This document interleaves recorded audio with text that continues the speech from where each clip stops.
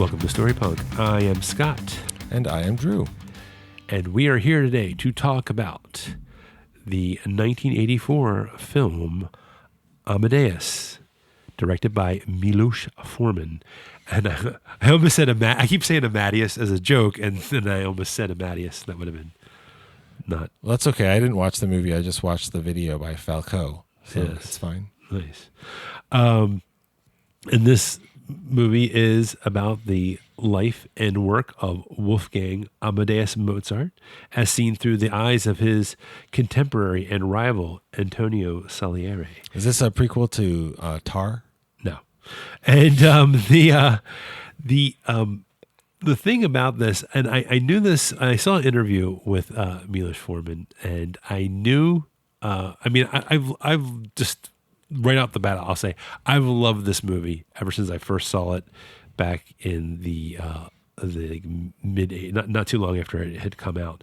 It was 84? 1984. And Another good book. Yes. And movie.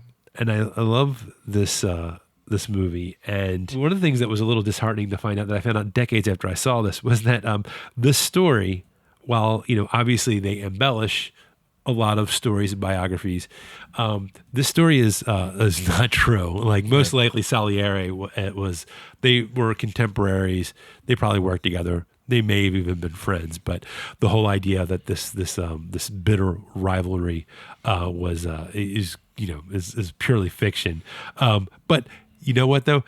It's still a good story. I don't care if it was true or not, but it is a little something that you're like, for all these years, I thought it was a true story. And then when you dig a little bit beyond. Well, you know what it's an example of. Do you know what Werner Herzog's ecstatic truth is? No. So his theory about, because he's done a bunch of biopics like Fitzcarraldo, is you are telling the story of someone that's true, that's a real person, but you need to make it a good story. Sure. So it's not appropriate, and sometimes it is essential that you make up things or exaggerate things, stuff like that. Like the story of Fitzcarraldo is a guy wanted to build an opera house in the middle of the jungle, and to do that he needed to get a ship from one river to another, so he dragged the boat over the hill. Yes. That's what the movie's about. Yeah. But that doesn't tell you if what the story he tells in the movie is what happened to the real guy and everything. And so in this movie, like, did Salieri murder Mozart essentially? No. Maybe they should have done that for the Smashing Machine. Yeah, right. Be a little more compelling. They were a little too. I think this is a great example of ecstatic truth. I love Herzog anyway, but I think that the fact that who had nothing to do with this movie, you didn't know when you first saw it that it wasn't real, and you believed it was the true story. Sure. That's a tribute to the film and to that approach to storytelling. And I think that, and probably what may have been a contributing factor for this particular approach, was the fact I saw this interview with Miloš Forman, and this is something that I agree wholeheartedly with, and this is probably why maybe I like the movie. He says he does not like movies he doesn't like biography movies. He just doesn't like them, and specifically does not like them about composers, because he says that a lot of these filmmakers like that because they don't have to have a lot of talking. You can do a lot of pictures and music, and it's like, and that was, he says he did not like those. And the fact that he saw this play that the movie is based on, that Peter Shaffer wrote, there was completely by accident, because he was in a room with other people, and he got a phone call. He was in London, I believe, and they said, "Do you want to go out to this play? To go out to a play?" And they didn't say what the play was, and I guess he didn't want the other people in the room to know where he was going or whatever. So he said, "Sure," and he got in the car, and they were like, "Oh, we're going to see Amadeus," and he was like, "Oh God!" And it was like this little last thing he wanted to do was to see a movie, and then he saw the way that the approach they took to telling the story, and he was like, "Hey, this could be a movie," because he said he told them at the intermission, the people that and I don't remember who it was that he went with, but he said at the intermission of the play, he was like, if they can keep this momentum of the story into the second half of the play, he goes, this could be a really compelling movie. Mm-hmm. And the rest is history. This movie, and I think what's really great about this movie and what makes it great is the themes that it deals with, and not only the specific themes, but the way that I feel like everything in this movie really serves the theme. And I was trying to, I know I talked that there was another movie that we talked about that I liked, and I can't remember which one it was, but I was talking about that where it was like everything is just, I think it was what an interesting comparison, Predator Badlands, where it was like everything in the story like was completely, is just like everything is aligned with the theme. And one of the, I mean, this is a discussion every week about story, and Yeah. I mean, I think Predator Badlands, I just watched that again. Yeah. I think it's a really excellent example of what I think is a great expectation of a movie: a good story well told. And Yes. Amadeus is a good story well told that happens to be, I would say, let's say, inspired by real people as Sure. opposed to a story about robots and aliens. Yes. But it doesn't matter and I think as far as what they're doing. I think there's sort of this universal truth and something that a lot of us understand. And the theme, the idea of that sort of, and maybe this sounds a little overly dramatic, but sort of that agony of mediocrity in the presence of genius. And I think what I mean by that is the idea that something that we truly aspire to, that we want to be really good at, that we can see someone that is also really good at it, but they're really, really good at on it. a different and level. And what makes it even worse, it's so effortless. And on top of that you can tell they probably don't appreciate it to the level like where it's like something that is so hard for you and that it's such a struggle for you. It's something but it's something that you love. Like I like to write, and I see people that can do it, and it's like it's nothing for them. They can just sit down, they can do it. Like for me, I have ADHD, and I sit down and I try to write stuff, and it's just it's very hard for me. I have to really be persistent and very disciplined, and it's not something that I am. But it's like there's a little bit of jealousy now, not to the degree where I want to murder someone, Well, but not yet. You're not yet. I'm still young. Oh, that's a joke. But but it is something where it is, and I think a lot of people, to some degree or another, can identify with that idea of someone who is they're just better at the thing that you like, and they're just better at it, and it can be frustrating, and that applies applies to all types of different disciplines, and whether it's sports or business or any kind of anything in the arts. It can be very frustrating, and that's, I think, the jealousy that you feel. It's a very real, palpable emotion. And then when you see this played out in this movie, and everything is just sort of serves that theme. And I think this is what makes it connect with a lot of people. And I think this is why it connects with me. Because I mean, this makes just the emotion that Salieri feels, just like, he's devoted his life to God. He feels like, first of all, he feels like this is a sign from God, because he says he will do anything if he can be good at, composing music.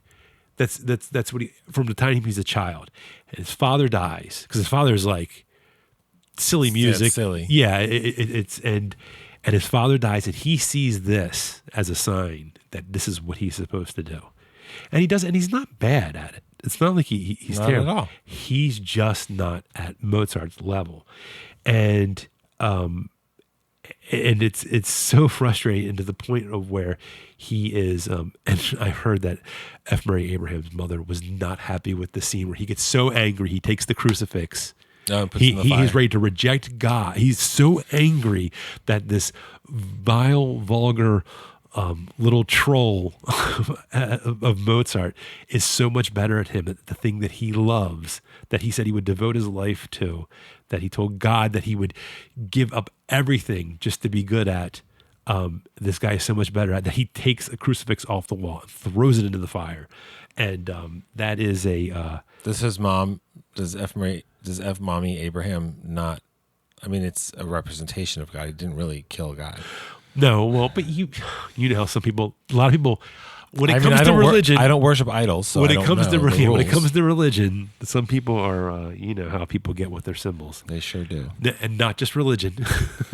Well, also, I think it's interesting because you can tell me if you agree with these definitions. Sure. You know, there's a difference between envy and jealousy, and I think Salieri wavers before falling on one side or the other. Like envy is if you want something that someone else has, whereas jealousy is the same, but you think it should be mine. Uh-huh. And I think he is like, oh my God, this music is incredible. And then he finds out who the person is. And Yeah. he's like, what a fucking jackass. Yeah.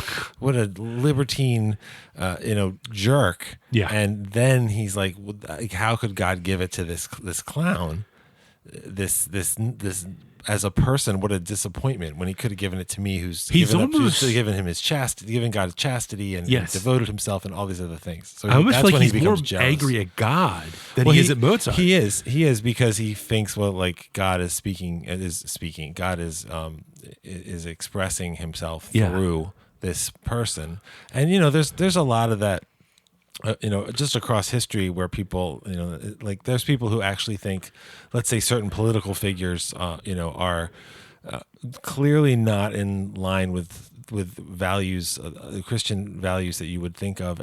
But he's doing God's work. He's an instrument of God, that kind of stuff. So Salieri has a lot of trouble reconciling the behavior of this, basically a kid. I mean, Mozart he died at 32. And he was definitely not mature, Sure, and everything. And I think that that fuels Salieri's jealousy. And I think it's good that it's very clear Salieri is not an old man during the story with Mozart, but he's an older person for sure. Sure. I mean, like F. Murray Abraham, I think was like 40 or something like that. He was early 40s at best when he made it. So I mean, and I'm not sure exactly how old he was playing at that point, but he definitely wasn't like, he's not like decrepit. He's not 70. Right. No, that's not that 70's decrepit. This is a second movie in a row with, I think, very effective makeup.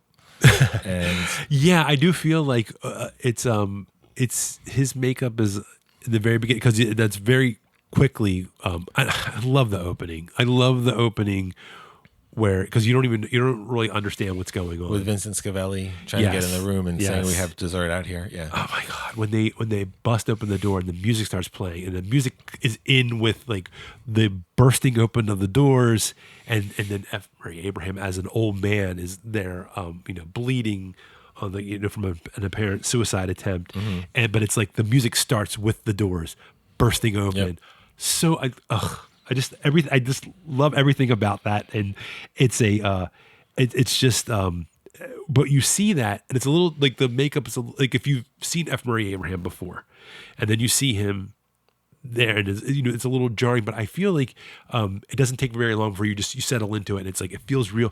Like the makeup is extraordinary, like the even down to like the little like random hairs on his face, like that you see some old men just have that don't, and especially back then, it's, shaving. It's not like the attention to detail of shaving is not where it is today. So, like it just seems like normal that an old man would probably have like random little hairs on his face. And it's like the attention to detail in the makeup, I thought was amazing as well. Well, and also F. Murray Abraham, this is 40 years ago. Yeah. Right. So, now F. Murray Abraham is an older man. Yeah. I think he's more vital than the Salieri that he plays in that. But, it's like The Exorcist. Yeah. Max von Sydow has always been an old man. Yeah. Because the makeup in The Exorcist is incredible. What is he, like 30-something in The Exorcist? And he's maybe, the old man priest or whatever. Like, I don't even know why they decided to do that. Maybe they just thought had a timeless, scraggy face or something. But, it's good that Salieri feels real. Like we had talked about this in another episode. I don't remember which one that, I think a recent one about biopics. And I think it can be a lot less effective if it feels like we're going to show you their whole life. Yes. Which Smashing Machine is somewhere in between, as opposed to they this pick one moment, this 1 week. It's like a section, yeah. Right. I think it's supposed to be like 3-4 years. But the framing makes it work. Yes. Because it's essentially about Salieri's whole life. Yeah.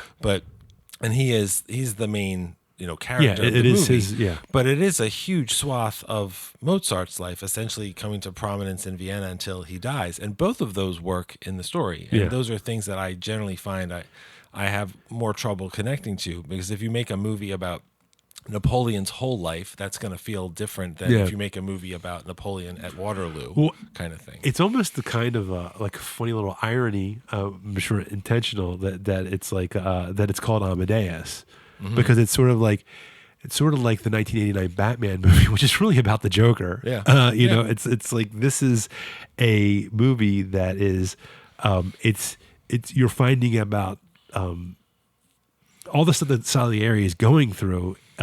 You're being informed about Amadeus through Salieri's life. I mean, to be fair, they do spend some time where it's just about, Mozart, but it is mainly because of I feel like sort of like the prime mover in this story is Salieri. Well, and I think that's the right choice also, because Salieri is a skilled composer and an accomplished man, but he is a relatable human being. Sure. Not just in terms of that he becomes jealous of Mozart, but there's this idea that like this genius is on such another level Yeah. that it is essentially incomprehensible. And so it might be hard if the movie was about Tom Hulce as Mozart. It's a wonderful performance, but if it was about him, you might actually not connect to it as much, because it's so incomprehensible, which is why the scene where Salieri sees the music, Yeah. he reads the music, and Yes. you watch him react. Are you talking about when Mozart's Constance- wife yes. brings the music, and it's like, what do you think? And he's like, He is you almost just watched like, him he's get like, blown away. like euphoric. Yeah, like, it's looking at it. incredible. And I think it's cool that his character can allow that when he's already getting envious of Yeah. the attention and everything. But, to me, it's like that scene where we first meet, where he first meets him, and he's written the welcome song Yes. and everything. And then he turns to the emperor, and he's Yeah. like, wait till they get a load of me. Yeah. I'm just kidding. No. I know. But I think that's when like everyone in that room is taken aback by who this Mozart is. Yeah. But Salieri is really the first one, not even listening to the music, seeing the music and being able to understand Yeah. it. Like I can read music, but I can't necessarily look at orchestral score and immediately just get it. And Salieri can't write like that, but Yeah. he gets it. And that It scene is so powerful. That scene is so powerful, and I love the way that, and it really shows how Mozart is just so into the music and into him.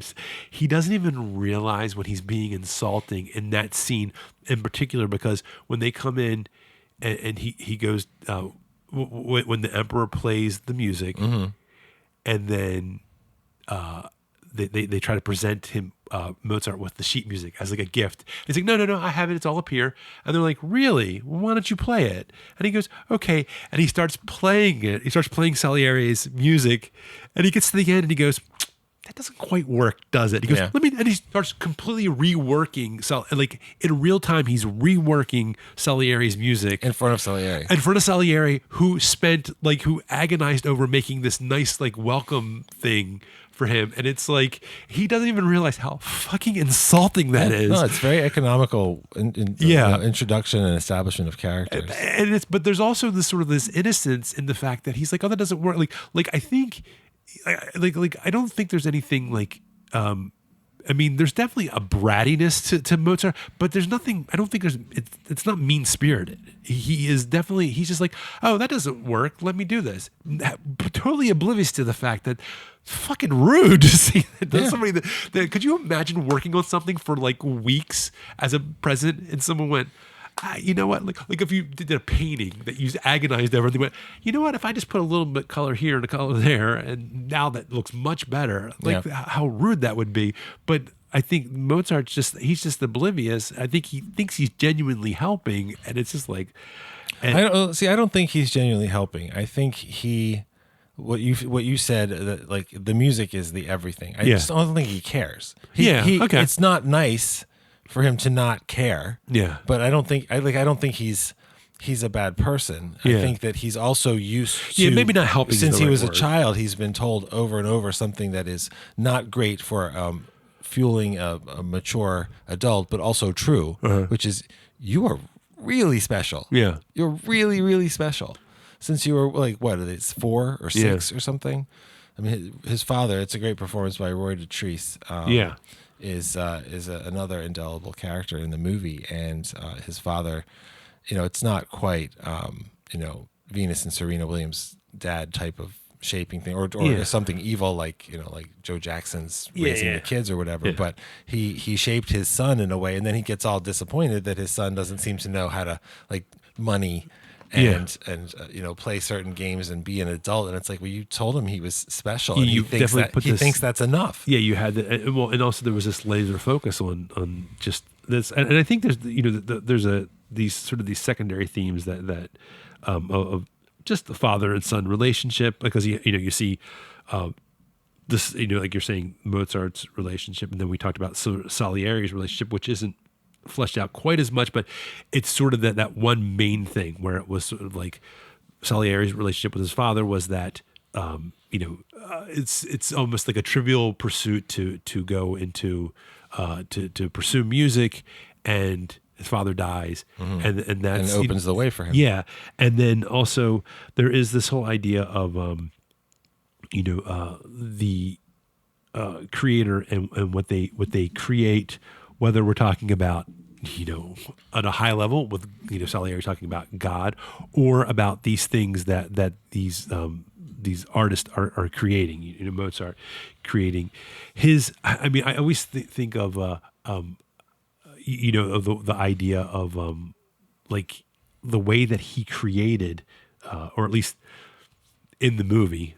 Who knows? What it was like in reality, of the idea of that it was all in his head, and he just was just spilling it out. He was like, he says that at one point in the movie to his friend who does the I guess what you would call like sort of like the more common operas, played by the guy.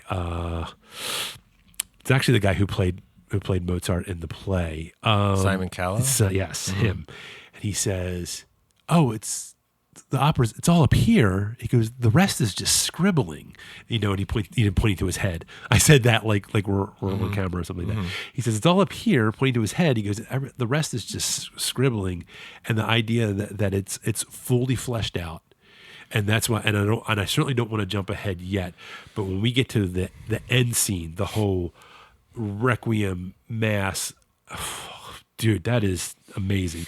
But that whole idea where it's just like it's the way that they create and the way it sort of comes out, and then you have sort of Salieri, who it just like it's just such a different process. And you see how it's just for Mozart, he's just sitting there and it's all just kind of flowing out of him, where it's not the same way. Like I remember there's a scene with Salieri, and it's like he does a little bit, he writes a little bit, and he's at his piano, and it's just like it's very kind of like a more of a stilted process, the more what you would think most normal people would probably more relatable. Yes, and it's not where it's just the.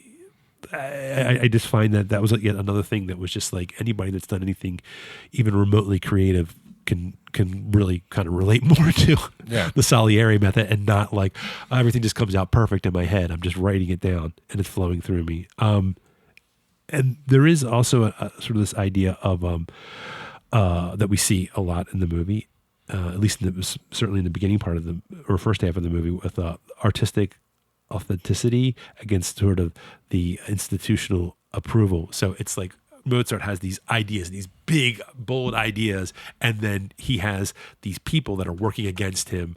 The guy Rosenberg, it's the people in the emperor's court that are just kind of like they're very they're very set in their ways, and there's a certain way that you do things, and a certain way that you present your art, and Mozart just doesn't want to. He wants to be able to sort of present things the way that that are true. That's true to his creative process and the way he thinks things should be done. So that is when they tell him when he's the one opera that he's writing, and they're like, "Oh, there's too many notes." Right. He's like, "Well," the emperor's like, "There's only so many notes the ear can handle." Right. And it's just the Well, that there whole it is. yeah, there it is. And there's a whole struggle there, and I feel like we see that with any art visionary, anybody that's a true like trailblazer in any type of art. You're going to there's always going to be some kind of pushback, whether it's in modern day it might not be it's not maybe an emperor or even the government, which sometimes it will be the government, but it's even the people sort of like the old guard of this particular type of art. Painters, filmmakers, whatever. That's like, this is the prescribed way. This is the way that you do it. And then every once in a while, you need somebody that comes along and says, "But we could probably do it this way." Well, also keep in mind this is a patronage system. So if he doesn't toe the line on some level, he had better really blow people away. Yeah. Because otherwise, they literally won't have money. And he says, I'm not going to even take students. Teaching is boring. Yeah. I only write. Well, you have to get paid one way or the other to pay your rent and buy food and. Well, he was a servant basically. Right. No, that's the patrons. So yeah. Well, that's what I mean. I'm agreeing with you. Yeah. So for him to go against them, but like the way he goes against them is so childlike. Like the way he's like, well, like Figaro isn't like trash. What are you talking about? It deserves this thing. And this isn't political, right? And it's interesting because also everything that the rules Figaro, Figaro, what? Right. Well, the rules that are set by the emperor, he doesn't really seem that interested in them anyway. I know the whole ballet thing was so weird. It was like this was a rule of his, but that was also manipulating. Sure. Because the I can't remember which character, the director. I think it was the Rosenberg character. He's the one who rips the music out of the score, which is very unkind. Yes. And is like, this is ballet, it can't be in there. Yeah. And then Mozart's like, well, we'll just do the dance without the music, because anybody would go, what the hell's going on? And then the emperor goes, is this modern? And he's like, what is this? What is this? And so, Mozart is not, like, you could be somebody who is incredible at writing music and doesn't know anything about people. And I think he's incredible at writing music, doesn't really care about a lot of stuff about people, but he knows how to get what he wants, which I don't think he did at the beginning of the movie. Sure. So he learns the court before he leaves it. Yeah, I mean he is definitely one of those people that will that he will burn a bridge down rather than to try to figure out how to get across it, because he is definitely someone that wants what he wants, but not, I mean, sometimes in a bratty way, but I think more so because he's like, I just think this is the right way to do it. Right. And, which can be really annoying. Yeah. And whether he's right or not. Yes, exactly. It's definitely a, he is, and then you see this from a lot of artists, that's, and sometimes sometimes they're right. And sometimes, they go down in flames. I mean, I feel like you see this. I feel like any great artist will, will have, with their greatest triumph, they have really great things that they put out. Will also have some stuff that you go, yeesh, but I think that's a better career to have than to have your legacy be like someone that played it safe. Right. And then you won't end up being memorable at all. This the sort of the path that this went to become a movie, as far as it started out as a play. As I was saying, Simon Callow was Mozart. Paul Scofield was Salieri. That's how it started. When it opened on Broadway, it was actually Mark Hamill was Mozart. Yes, I think I read that. And I don't know who was Salieri, but nobody knows who Salieri is, so it's totally appropriate. There you go. I would think it was Kevin Garnett. was he even born then? But that was a so it was a play. I remember hearing as a kid. I remember before the movie came out. I remember that it was playing here in Baltimore, and I remember seeing a TV ad for it, and it was like the big line was like, "Was it a murder?" That was the big thing. I was like, "What is this?" Like, I had no idea it was Mozart. Because I didn't know. I was like, Amadeus, what is this? And that was the only thing I really remembered about the play. I never had the good fortune to see the play. I think it's interesting that even though Salieri is he's sort of an unreliable narrator, but he's very honest in the fact that he is that he does. I mean, on one hand, he's talking about how much he can't stand Mozart, but he's very honest in his admiration of his work. Yeah. And I think that also makes things very real because to sort of be self-aware that part of the reason that you don't like the person is because they are so talented. Yeah. And I think what really rubs people wrong is when you see someone who's like that and has had the opportunity to make that their life. 'Cause there's this idea like there's all these great, writers out there and all this kind of stuff, and they just don't have a shot. There are definitely people who are doing creative things that they could make a career out of that aren't lucky enough to get it. Yeah. If you are lucky enough to get it and then you don't act like it, like you act like I'm entitled to it, or you don't seem to understand that fortune plays a role in it. Sure. It's really irritating. Yeah. And that fuels Salieri. I mean, like, he gets jealous that Mozart had sex with one of the actresses when his whole thing is, I gave chastity to God. Yeah. But that means that, that makes him very human. And I think that's an important part of the story, that he felt like Mozart is taking things from me, even things that aren't mine. Hello. So, he's such an indelible, relatable, interesting human character. Yeah. I'm glad it's his movie. Yeah. I mean, I don't think you could. I think if it would have been told entirely from Mozart's perspective, it would have been. It's certainly not the same movie. I don't think it would have worked as well. Also, I think it's rude that people keep saying F. Murray Abraham. He seems like a nice guy. I will say though, F. Murray Abraham and Tom Hulce, both. I mean, I think they did such a good job that I think it really did pigeonhole them. I mean, they became so tied to those roles. Like, I mean, they became recognizable. I mean, they were those actors. The interesting little piece of information that I found out, I was watching some interviews with Miloš Forman. He said that F. Murray Abraham had actually came to read because he didn't know him, and F. Murray Abraham was not wasn't a big star. He had come in to read for the Rosenberg part. Okay. And he reads.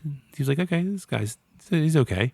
And the next person that was coming in, this was not Tom Hulce, it was another actor, was coming in to read for Mozart.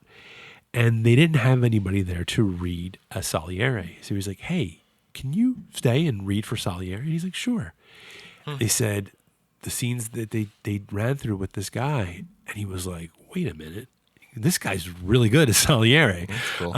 And he actually, not only did he think that this could work, like he actually, apparently the studio did not want F. Murray Abraham.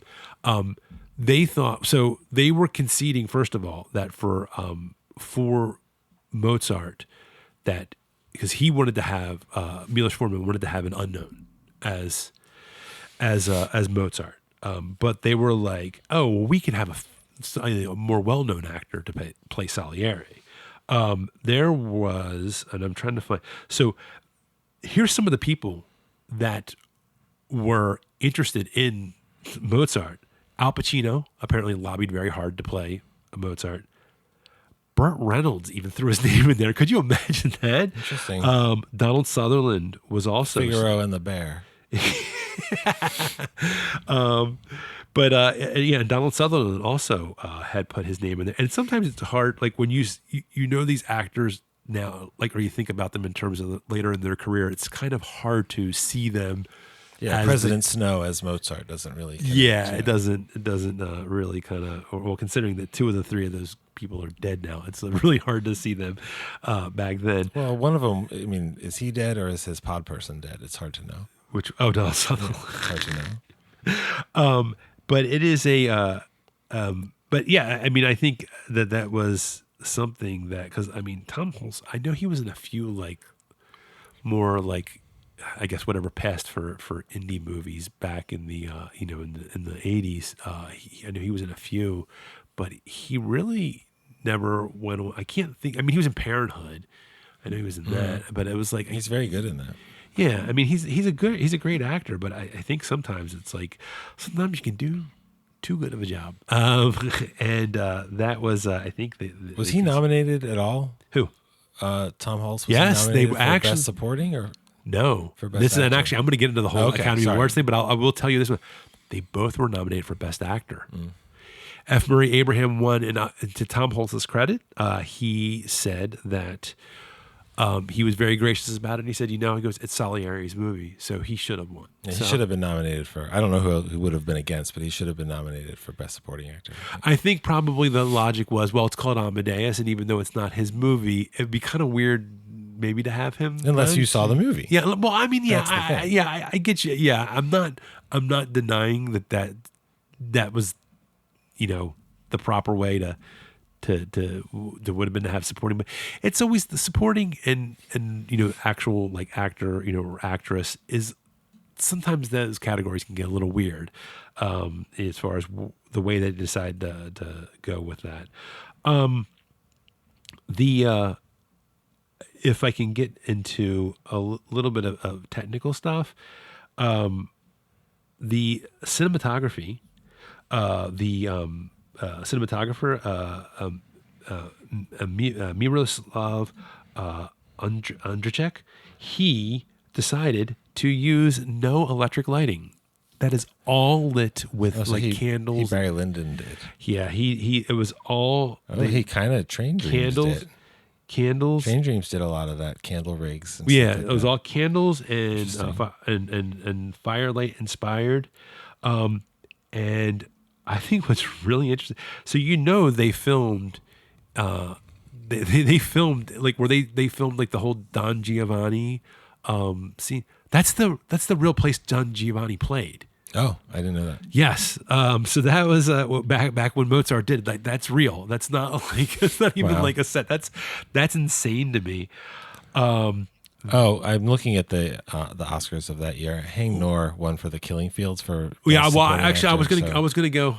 I don't have a problem with that. Go into that. Well, I didn't. I wasn't going to talk about that particular one because it wasn't. But the some of the things that I thought also were interesting technically, and because I love the sort of the requiem, the death mass scene, the dictation scene, and so the way that they pull that off, because this is what I really love about it. I love how they really. You're talking about at the very end? The very end. Mm-hmm. So when he's dictating to Salieri, and this is, so just to set the scene, if you haven't seen the movie in a long time, or if you've never seen the movie,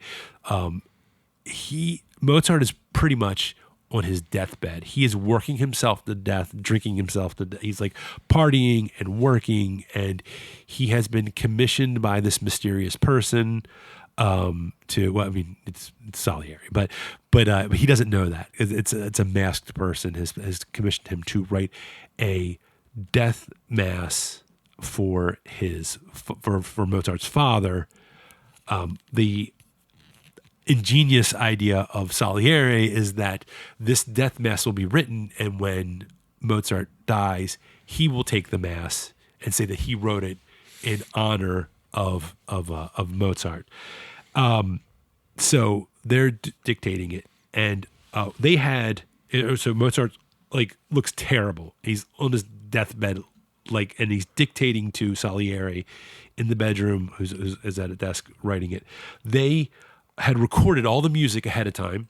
So before they even started shooting, all the music for the movie had been recorded. Okay. They, and what I love about the scene, and then I'll get into the technical part about it, is the fact that they really convey how Mozart is his thought process and about how he's thinking about it's coming to him and he's thinking about it, and they're playing the music sort of like they're separating out the individual pieces that he's thinking about and how it's coming to him, and he's dictating it, and he's like okay, here's the strings, and here's the tenors, right, and the sopranos or whatever, and then here comes a bassoon or whatever, I can't remember the specifics, but as it's coming to him and they're playing it and he's dictating it. Now what they did in the shooting of the scene is F. Murray Abraham and Tom Hulce both had earpieces, okay, so they could hear what was going on. But what I love that they did, so there's the scene where it's coming fast and furious, and so Mozart's like it's really like coming to him, and anybody that's done anything creative knows there's like this flow state moment that you have when you're really into something. And I mean, this could be anything, but anything you're doing where you get into that, you're really you're in the zone, and he's in the zone, and it's all coming to him, and he's trying to communicate it to Salieri, and Salieri's like, wait, I don't understand. What they did live while they were recording it was they were turning off the music in F. Murray Abraham's. Oh. So he was genuinely getting confused. That's interesting. So they were turning it on and off, and he was like, wait a minute. And like, so he was actually genuinely, that was a real response to him, like, that was me, sorry.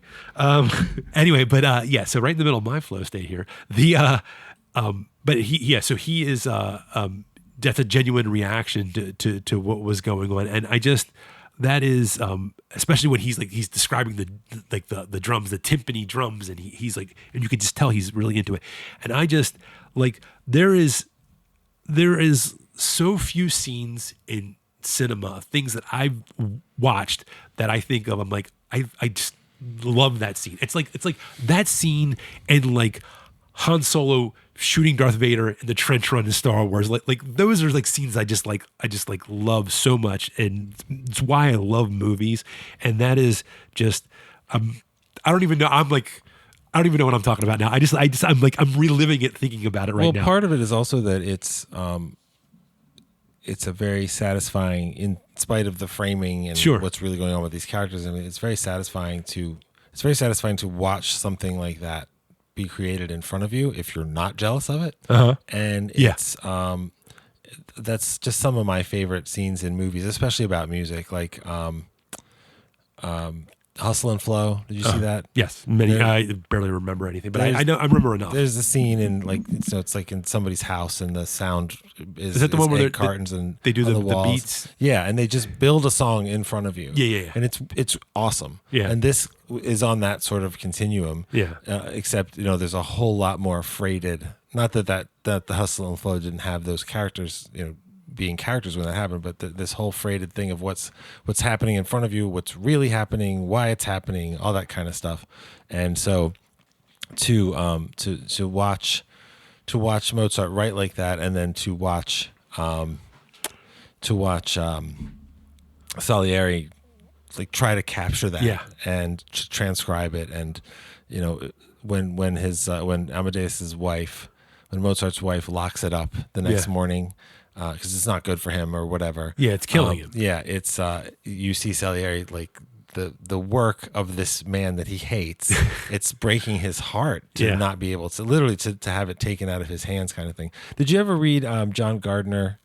He wrote novels like Grendel, but he wrote Art of Fiction and On Becoming a Novelist. I know. He talks about writing in the zone, and he called it a vivid and continuous dream. Yeah.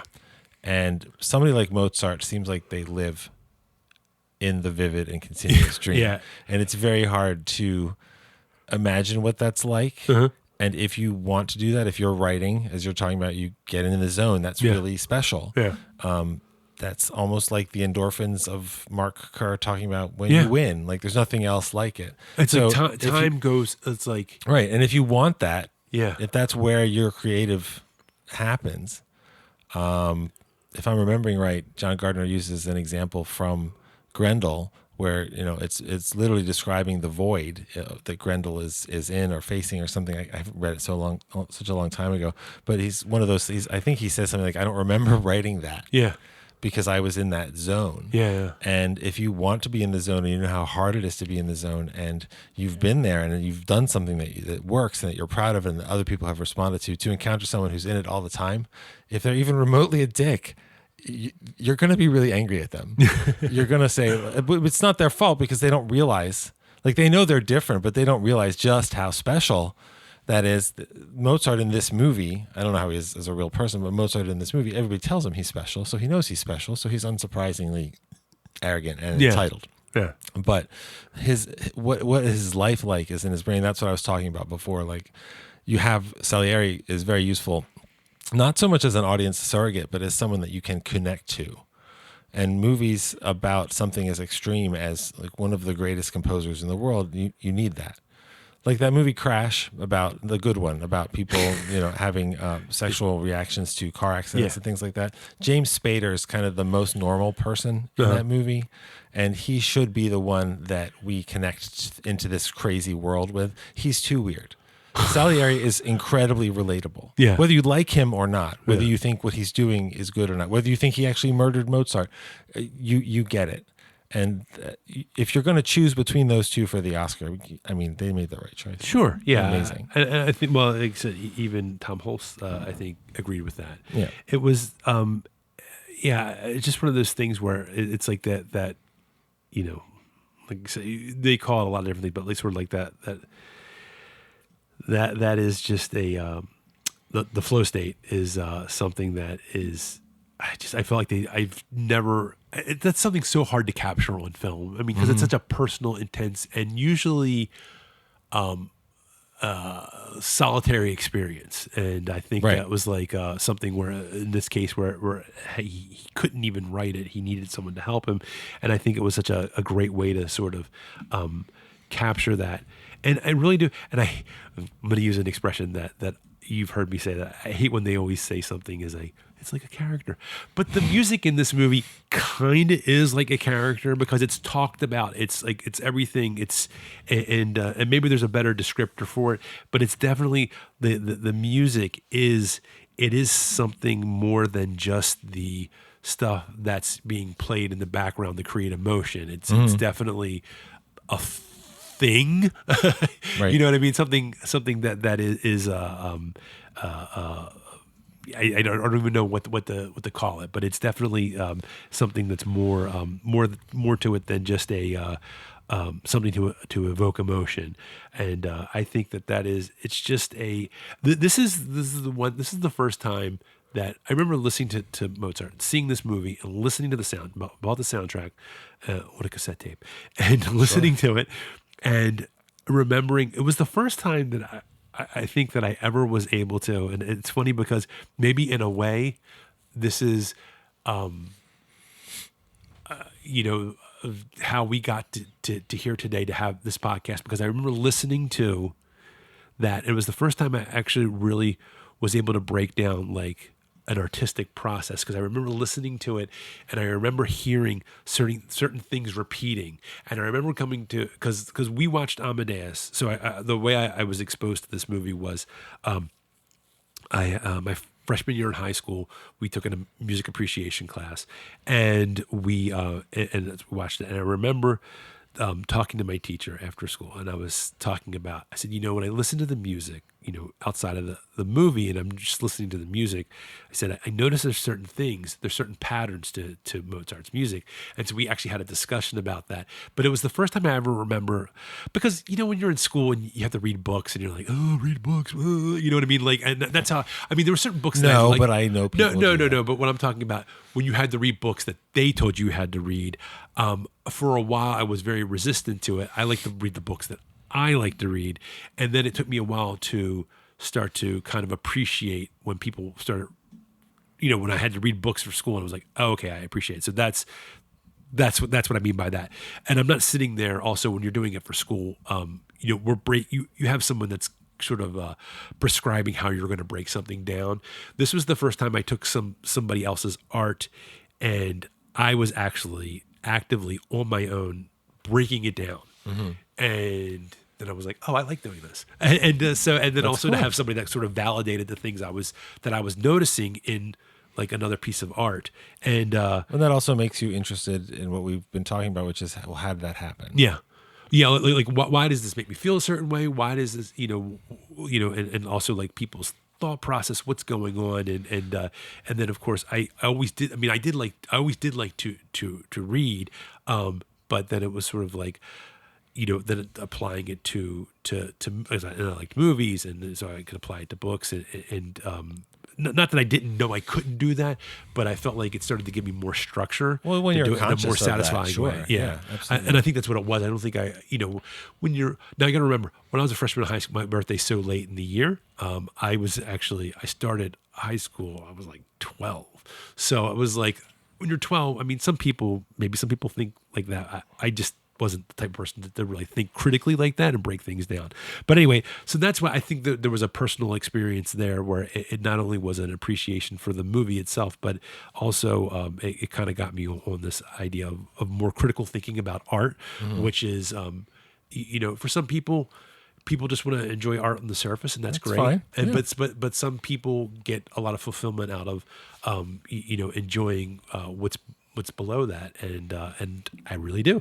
And that's why we have Story Punk. Well, also, I think it's really interesting to learn when you love something, like, how did that happen? Like, it's very clear somebody like Steven Spielberg has an intuition for blocking.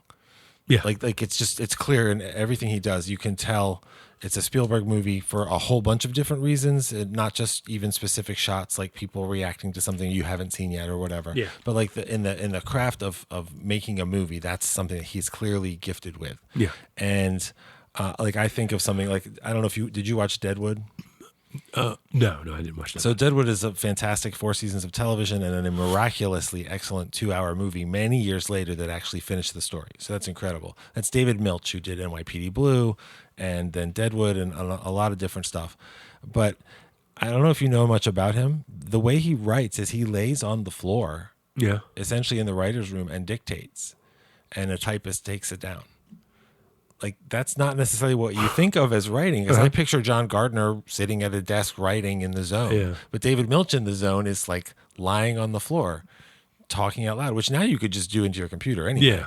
But I think it, like, to look at something like Deadwood that is so distinct, it makes me personally, like, well, how did that happen? How did he do that? And then at some point there was some gigantic profile of him in the New Yorker or whatever. And so, they talk about, like, it's like some weird shit. And I'm like, yeah, I guess it's certainly not the way that I imagined he wrote things. Because the other example is somebody like David E. Kelley, who writes, Ally McBeal and Chicago Hope and like all this other stuff, Practice, all these other things. He's a guy that apparently goes to work at 9 a.m., sits down, writes, and then goes home at 5. Yeah. I can't even imagine it being, not that it's easy, but I can't even imagine it being that routine. Yeah. I would also go home to Michelle Pfeiffer. I get it. But the fact that there are so many different ways, and I don't know that I connect, like, well, that's why he writes this kind of story, and that's why David Milch writes this kind of story. I know that the kind of stories that David Milch writes, I connect to more emotionally, so it's interesting to me that that's the weirder one. But I think it's neat to learn that. So this movie has specific scenes, like this one at the end that you're talking about that says, like, this incredible piece of music was written by a sick guy desperately dictating to his rival, who's desperately trying to keep up and doesn't hate him any less, and is also in awe of what he's transcribing. Like, it's really interesting. Yeah. And I think it's also, it's like you said, it's not necessarily that, if I write this way, I'll get, this is the type of, this is the method in which I write, I'll get this type of output. I think this is how I get it done. You know what I mean? I think that's I think everybody just has their certain way. It's like, if I don't do it this way, it won't get done. Like Stephen King has a word count he does. Okay. Some people do word count. Some people do daily pages. I saw there was some writer from the UK. It was actually I was reading. It was actually Stephen King's book on writing, and he talked about there was some guy who worked for an insurance company. He wrote a lot of books, but he never achieved he never had anything like made like into a movie or whatever, but he wrote before he went to work every day. And he said that he didn't even, I wish I could remember who the author was, but apparently he had a hard cutoff time. So even if he was like in the middle of a sentence, he would stop. I was like, oh my God, I couldn't, that's like stopping a sneeze. Like I couldn't imagine. But it worked. But it worked for him, and he apparently cranked out a bunch of books. So I did want to talk about the Academy Awards that year. Please. So the 57th Academy Awards, Amadeus gets 11 nominations and 8 wins. So they really racked them up.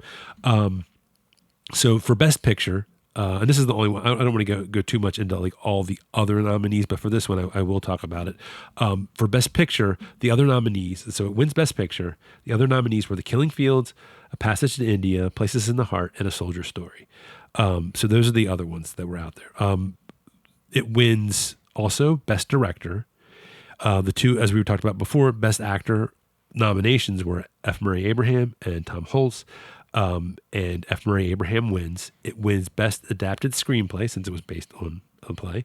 Won Best Costume Design, which is like a no-brainer. I mean, that's probably, I don't know what the other nominees were, but I mean, the costume design is fabulous. I love the costume design in the Don Giovanni. It was 2010. The Bostonians. Oh, 2010. I'm sorry, the movie. In the Heart. Yeah. That was the best costume design. I was like, I'm sorry, you're a little. It wasn't 2010. No, it was not. It was not. I mean, you could have watched it in 2010. Yeah, there it was you made go. in 1984. Gotcha. It also won Best Makeup, which was, as we were saying, the old person makeup was really good. Oh, also, we think about those stellar conditions in the sanitarium. Right. That's upsetting. There was the guy From chained the director to of Cuckoo's Nest. There you go. Well, there you go. The guy chained to the wall with the metal thing around his neck, and then there was the guy in the on the floor in the horizontal cage. That was interesting. Also won Best Sound, which I would imagine that doesn't surprise me. It did lose to The Killing Fields for Best Cinematography, and also lost to The Killing Fields for Best Editing. And so that was where everything shook out. But that was, that's quite an impressive amount of Oscar statues to haul in that evening. Also, I will talk just a little bit about, I've seen the director's cut exactly once years ago. I barely remember anything about it. But I think the argument about the director's cut, they added 20 minutes worth of footage, and I think pretty much universally people feel that it didn't really add anything to the movie. I mean, I can't imagine that it would. I don't think it would ruin anything. But I've never even looked up what they added. I don't care. Ryan Johnson said he called it it's an inverse masterclass in editing, showing that the added footage demonstrates in real time exactly why it was cut. And I think that's why last year they released the theatrical cut, because I couldn't find the theatrical cut anywhere for years. It wasn't available at all? No. For years, I wanted to get a hold of the theatrical cut, because I just remember, like I said, I watched it once, maybe 10 years ago. And I was like, so I hadn't watched the movie in a while, because other than clips online, because I was just like, I just don't want to watch. I didn't feel like those extra 20 minutes just like really kind of bothered me. And once I saw it was like theatrical, I was like, oh my God, please, thank you. So I was very happy to get a hold of that.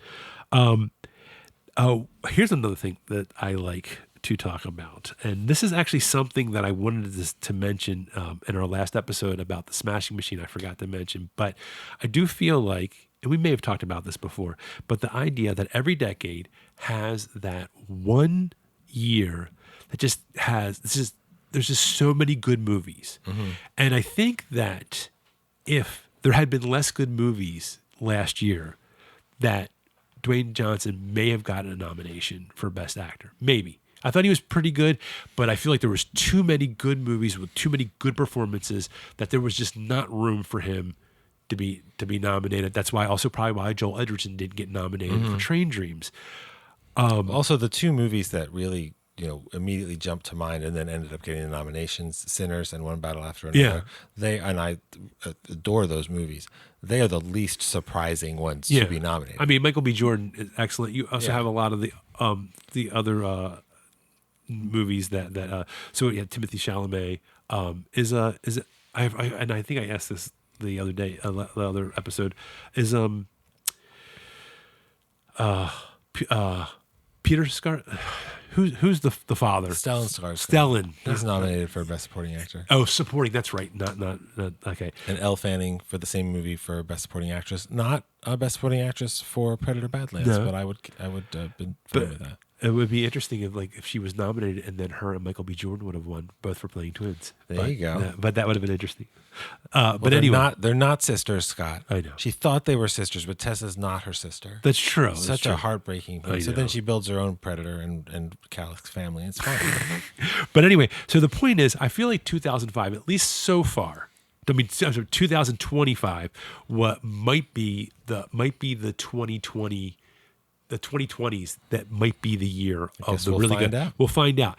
But I wanted to say, even though 2021 was Godzilla versus Kong. But what I wanted to say is that for this year, 1984, the year that Amadeus came out, I think was the year for the 1980s, because you had, and regardless of what you say as far as overall quality, but just like movies that, whether they were sort of like these the cultural impact or just the popularity or what you want to say about them, you had in 1984 you had The Terminator, Ghostbusters, Indiana Jones and the Temple of Doom, Beverly Hills Cop, Romancing the Stone, Splash, Footloose, Purple Rain, The Karate Kid, Red Dawn, The Natural, Blood Simple, Dune, like Repo Man, like even something like that, which is like sort of like a cult classic, Repo Man.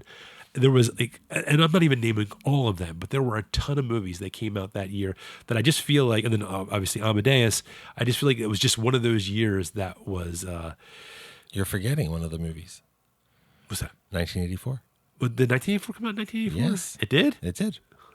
That's a little on the nose. The John Hurt movie. I didn't say it was a good idea. I like that movie, but it did in fact come out in 1984, whereas 2010 came out in 1984. Oh, 19, did it? That was just nominated. Oh, that's right. We talked about that. So 2001 came out in 1969. So I guess they were like, well, we can't wait till 2010. Yeah. So that is a. But I mean, really, the kind of my final thoughts on this whole thing, because in case you didn't notice, I like this movie a lot. This movie is just there are a few. This is definitely a movie that is top 10, probably maybe top 5 for me. It's funny. I heard somebody say that if you say a movie's in your top 10, it means it's 6 through 10. Because if it was your top 5, you would say it's top 5. That's and if you say it's top 5. It's not your number. It's not your favorite, because you would say it's your favorite. I mean, other than Mad Max Fury Road, I can't really rank the ones I love, and there's more than 10 of them anyway. So. I mean, well, definitely there are, but movies that are I feel like are sort of a cut above in just the craft and the storytelling, and that this movie is definitely one of the ones that I would say, like if you were rating movies. And you have like a 1 through. I'm one of the type of people that if you have a 1 through 5 star rating system, I very rarely will give something like a full 5 stars. Right. That doesn't mean perfection, but that means to me transcendence. Yes, I do feel like so. But this would be a movie I would give 5 stars to. Gotcha. And it's just everything about. There's not much I can think of where I go. I don't know if I like that part. See, to me. Obviously, this is a fine film. Yes. But the first half is much more propulsive than the second half. And I find that the second half, I feel like it's saying the same thing more than once in a way that makes me feel like it kind of starts to drag until the scene at the end when he's dictating. Then it's very powerful. It's a very powerful ending of the movie. But I feel like... that certainly doesn't ruin the movie or anything. And a lot of times, sometimes the second half of something, like I'm thinking of, I haven't seen Wicked, the movie, but like the musical Wicked, the second act, Into the Woods, the second act, they're just a big fall off. And sometimes it's not because that's darker, like we're going into the the end of the third act and the lowest point, and the end of the second act and the lowest point and things like that. But it's it slows down in a way that pushes me back a little bit from it. I probably haven't seen it since maybe high school. Uh-huh. So it had been a long time. So it was interesting to come back and visit it. And like I said, I really wasn't interested in the director's cut. And now I've seen the theatrical cut, and I really, really am not interested in the director's cut because there wasn't anything that made me say more. Yeah, for sure. Some of these director's cuts are just changes. Some of them are adding in a lot of stuff. And the idea that's really funny about the inverse masterclass in editing, because everything in movies is choices, and editing is almost the most obvious place where you're making the choices that if you don't know about how movies are made, you don't see it. It's just why that movie works for you when you watch it. And so that there's a split in my experience of this movie for me. And some people are like, oh, the opera goes on too long, blah, blah, blah. That doesn't bother me because it's making these thematic points. And also, I mean, some of these operas are 4 hours long. They don't show the whole opera.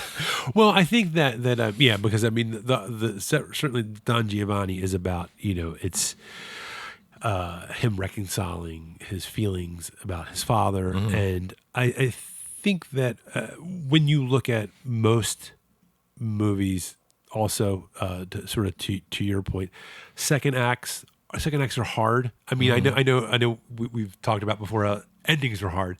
Second acts are really hard because it's sort of like you don't want to you can't I'm trying to think of a better. I'm trying to think of a better metaphor for this, but you can't blow your load too early, but you got to keep people interested, and that's a delicate balance. And so sometimes for me, and I think this is just sort of the particular way that I enjoy movies, and this is probably why why this movie really works for me, is that if you can really stick the landing in the third act, and for me, the third act, really the ending, really, I get it. I like it. I love the way, and especially that the last scene with the writing of the Requiem Mass. It's if there's anything in the second, it's wiped from my mind because I enjoy it so much. And so I think, and but everybody engages, and this is another thing we've talked about. Everybody engages with a story a different way. So for me, the way I engage with stories, I'm fine with the way that the second act sort of played out for me.